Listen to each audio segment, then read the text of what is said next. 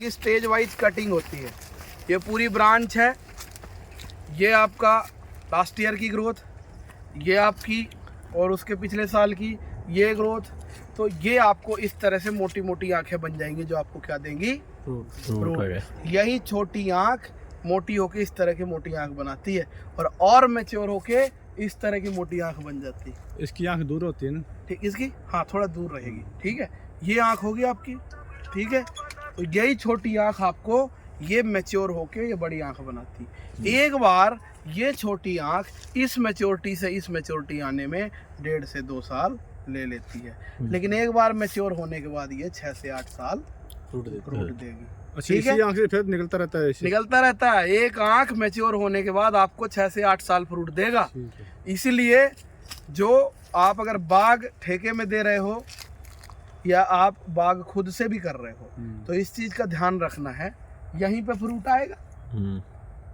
अगर ठेकेदार इसके साथ ही फ्रूट तोड़ के ले गया समझो तो उसने अगले साल के फ्रूट अगले 5 साल कर दिया। ठीक है, जितने भी साल में तोड़ा उतने अगले साल के तो ले ही गया। ठीक है, तो अब जैसे ये नई ग्रोथ आई है, पीछे वाली हमने छोड़, जहाँ जहाँ रिंग दिख रही मतलब ये ग्रोथ पुरानी है। अच्छा, तो ये आंखें अब मैच्योर हो रही।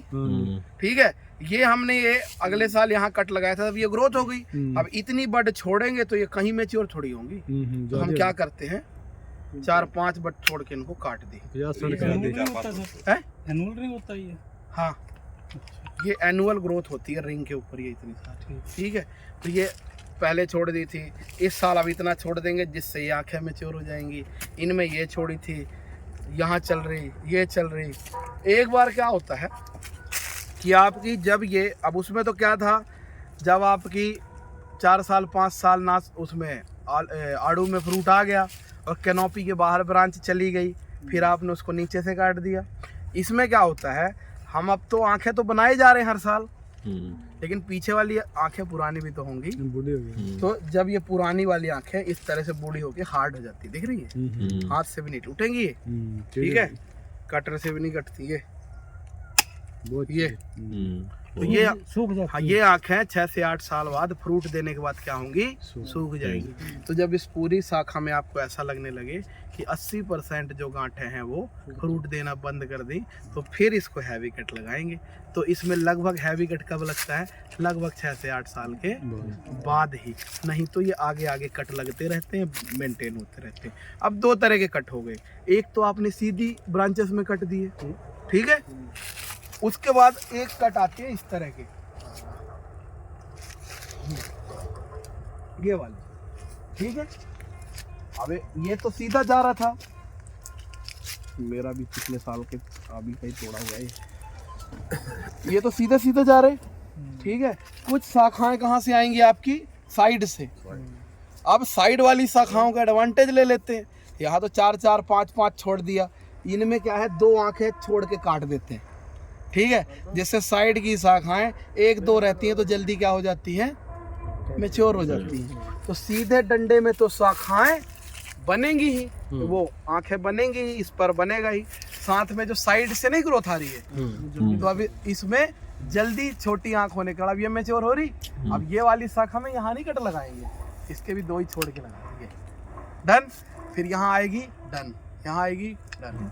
तो ये पूरा इतना स्ट्रक्चर रिंग का। इसमें नई ब्रांच कहाँ से फूटेगी सर वैसे? नई ब्रांच जहाँ से ये बड है वहीं से नई ब्रांच। ठीक है, इसमें दोनों का ही ओरिजिन पॉइंट वही होता है, मतलब जहाँ पे ये आंख है वहीं से दिख रहा है ना, फ्रूट भी। अच्छा, ये देखो ना, यहाँ से निकल गया, दिख गया, यही फ्रूटिंग और यही नई ब्रांच, पॉइंट वही है। ठीक है, लेकिन अब ये जो है इसमें फ्लावर भी आएगा। अब इस रिंग को इतना लंबा खींचने के चक्कर में क्या होगा, इसकी ग्रोथ डिस्टर्ब होगी।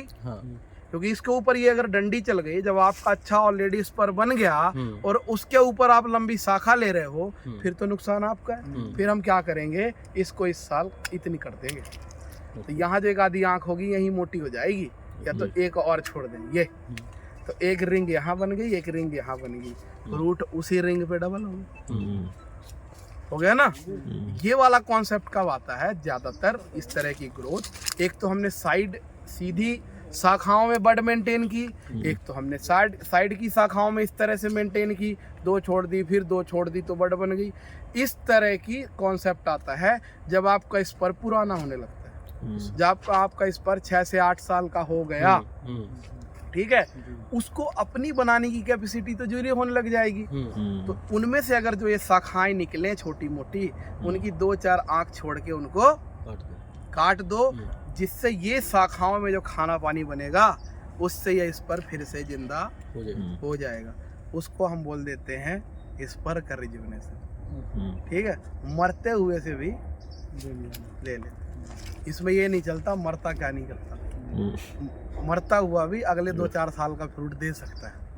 आगे फ्रूटिंग जा, उसमें आगे सप्लाई जा रही है। ठीक है, अब उसमें आगे सप्लाई जाने उस एक तरह से उसका जो ब्लॉकेज चल रहा था कि वो मरने की तरफ जा रहा था, उसका ब्लॉकेज हमने खोल दिया। तो इस कटिंग पे तो चिपकोर लगाने की जरूरत नहीं होगी, किस पे लगाना नहीं पड़ेगा? नहीं, बिल्कुल जो आपने हार्ड जगह मोटी है ना, कटिंग पे लगाना है, मोटे डंडे काट लाइट के। कटिंग। वैसे तो जो ये लाइट कटिंग दे रहे हैं ना यूं, इस पे तो एक बार 3 ग्राम प्रति लीटर के हिसाब से कॉपर ऑक्सीक्लोराइड का पूरे बाग में स्प्रे कर दे, तना भिगो दें, ये कर दें, इनकी सफेदी कर दें, पूरा एकदम मजा बांध दो इनके। ठीक है, तो इस तरह से आपने देखना है। एक मैंने इसको एक बार नाश करते हैं। अब ये पूरा ओके है अभी, ठीक है ना। हाँ। अभी ये भी फ्रूट देता, ठीक है। ये देखो आपको यहाँ दिखेंगे ये इनिशियल पॉइंट 10-20% देख रहे हैं ना। Yes, sir. हाँ, तो ये इसके साथ ये एडवांटेज में आ रहा था। ठीक है, अब जब इस पर पूरा डेड होने लगता है तो आपको यहाँ से ब्लैकनेस दिखेगा। ओके। ठीक है, लेकिन यहाँ से जो ग्रोथ आ रही फिर उसको क्या होगा, हार्ड हो जाएगा ना वो चारों तरफ से, लेकिन ये ग्रोथ उसको फिर से मेंटेन हो जाती। हो गई रिपोर्ट, कोई दिक्कत? मेरे को लगता है अब किसी प्रूनिंग में कोई समस्या होएगी।